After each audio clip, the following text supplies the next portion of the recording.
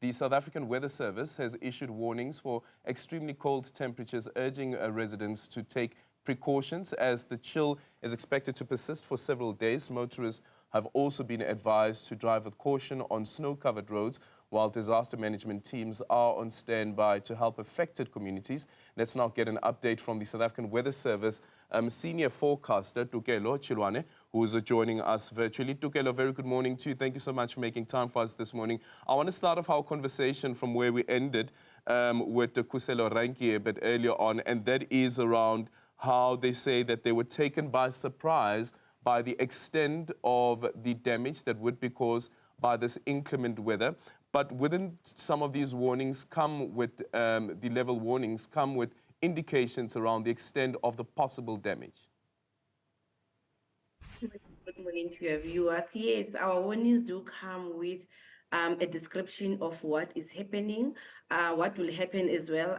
Since we've launched what we call the impact-based forecasting, it's more of a bridge between what the weather will be and to what the weather will do. And with that, if you check our social media platforms, including our media release, which was issued sometime last week about this weather event, we did mention the type of incident, the type of impact that are expected coming with this weather event. So we did mention in a lot of our emails, a lot of messages, a lot of our warnings, whether it be on our social media platforms, media releases, as well as multiple interviews. Yeah, and what happens then is there a break in communication, do you think, between what the Weather Service is telling local governments, especially on how to respond to some of these conditions that you would have warned them about? Where is the issue?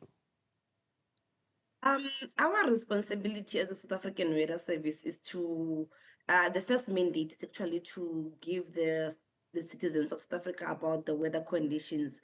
And then with the impact-based forecasting, now we bring in what the weather will do. However, we do have stakeholder engagements with the local disaster management, provincial, as well as national, so that we brief them of how the weather is gonna do. However, it's based on their assessment on how they're going to respond, because they know the ground. We don't know the ground. As much as we try to bridge that gap and explain what the weather will do, or describe what the weather, the impacts are going to be of the weather that we are, the warnings that we are issuing, or the weather events that we are issuing, they know the ground. So with us as the South African Weather Service, we cannot tell the population when to move or when not to move, because firstly, it's out of our jurisdiction, and the other thing is that we don't know the ground as much as we say we want to know. We look it from a satellite point of view.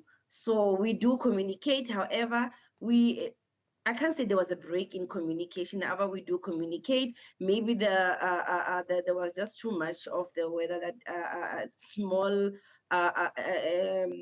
areas or rural areas were not yet prepared, but we do have a good communication between us and all the local departments of every municipality, provincial as well as national disaster management centers. All right, let's quickly speak about what's happening in the Eastern Cape then. The Red Cross South Africa is saying that they're describing Umtata as the epicenter of the storm.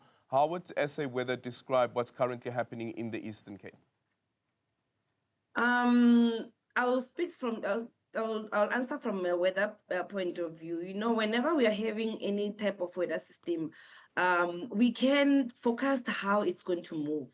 We can forecast how the amount of rainfall, the amount of snow that are gonna occur, but we can't really say which areas are gonna be affected as such, especially looking at that epicenter that you've mentioned. So it can be a small area, it can be a big area. However, our technology is still evolving. Yes, we see how on the wider range that, okay, for example, over the escarpment of the Eastern Cape province, we are looking at a certain amount of rainfall that is gonna occur. However, when the rainfall hits or when the precipitation comes in that area, the local effects take into account. Sometimes can be the social effects, sometimes can be the physical effects of that place. So that's why maybe in that area that you just mentioned now is because of the local effect as well as the social effects of that place. Hence, then now we are looking at this type of impacts All right. as compared to the surrounding areas. All right. And just quickly, Tokelo, speak to us about what we can expect in the Eastern Cape, first of all, and just a broader overview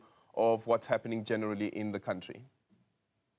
Currently, the West has passed. The system that was dominating is already east of the country. So for the coming 7 days from today onwards, we are not expecting any severe weather. However, in the Eastern Cape, we're still looking at some isolated or light showers and rain along the coast. That's what we're expecting, with winds and waves as warnings for level 2 and level 4 in that southeastern coast of the country. However, for the coming 7 days, we're not expecting any severe weather. All right, so thank you so much for your time. Tokelo Chiloane is a meteorologist, a senior forecaster there at the South African Weather Service.